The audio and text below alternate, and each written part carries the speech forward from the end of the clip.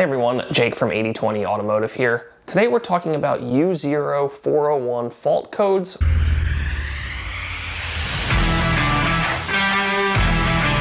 Which means that invalid data was received from the engine control module or ECM. First off, any U-related fault code has to do with the communication network of the car. All of the modules throughout a vehicle, such as the engine control module, the transmission control module, the ABS control module, etc., all talk to each other on a singular network, which is known as the CAN bus network. Basically, these modules are constantly sending data back and forth with each other and checking them against each other to make sure everything's working properly and using that data to make decisions for how X, Y, or Z is supposed to function. So when we have a U0401 code, it means that one of these other control modules is getting an incorrect piece of data from the engine control module. Now, this makes it sound like the engine control module might be bad or the problem, but a lot of times it is easy to misdiagnose the engine control module as the problem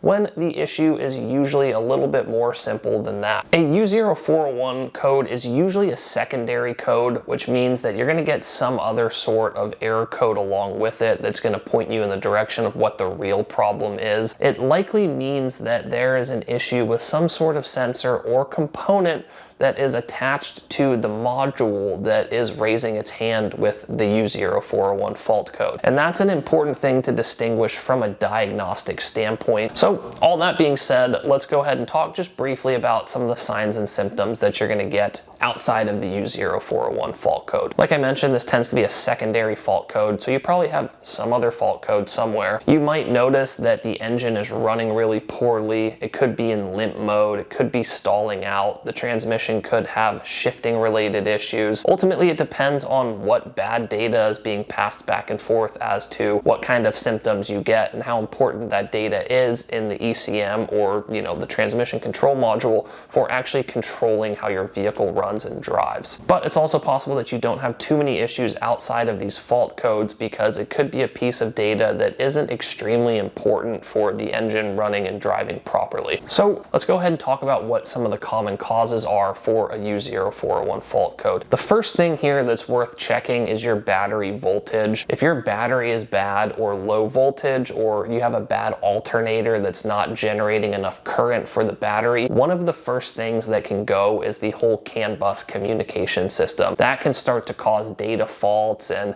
mistransmissions and things like that throughout the whole communication network. The second most common thing here is going to be a sensor, and it's going to be a sensor that's tied to the module that is flagging the U0401 code. For the ABS module, it could be a wheel speed sensor. If it's the transmission, it could be its transmission sensor, but it also could be a sensor that's important for the transmission and how it operates, like a mass airflow sensor, crankshaft or camshaft position sensor, so on and so forth. Third on our list, we could just have a wiring issue between the two modules. If the ABS module and the ECM have a bad wire going between the two of them, that can cause faults throughout the CAN bus system. Really, the last thing here, the fourth problem, could be a bad ECM. It is possible for engine control modules to fail. I will say that is the least likely thing to happen, and if the ECM was failing, you would have probably 1,000 issues on your engine other than just a U0401 fault code. So in terms of diagnosing the issue here, the first thing to do is to check your battery voltages. Make sure you're getting at least 12.6 volts with the engine turned off and anywhere from about 13.8 to 14.5 with the engine turned on. If you don't have any issues with the battery, then the second thing that we're going to want to do here is just looking for other fault codes and using those and tracking those down first before trying to jump into a U0401. And then the third thing that I'm going to recommend is to get a good bidirectional scan tool that can communicate with all of the modules on the vehicle and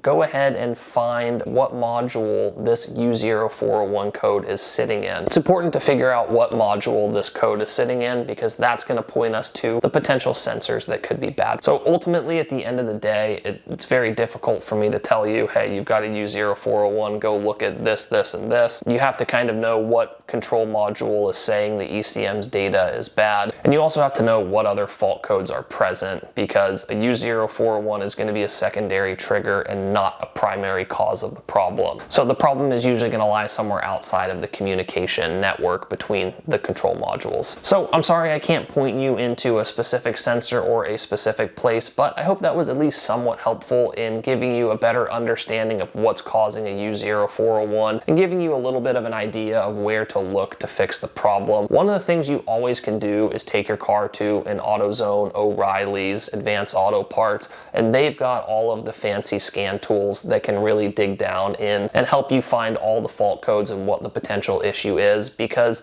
there are some cost-effective solutions out there on the market that can talk to all of these modules, but it's never a bad idea to take it to a place that has the real proper equipment to check this stuff, and they'll always do it for free. That's honestly probably a pretty good first place to start if you don't have all of the expensive diagnostic equipment to do this yourself. Anyways, I hope that helps you with your problem. If you guys appreciate this video, please click the like button, subscribe to our channel, and stay tuned for all our future content.